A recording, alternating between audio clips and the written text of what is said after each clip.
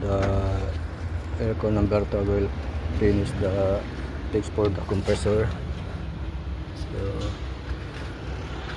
we'll check the bracing, so no hot leak, and then I will put the pressure for lift test only 370,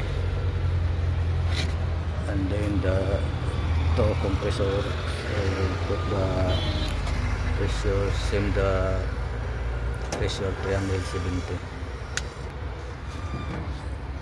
So okay, we finish this one.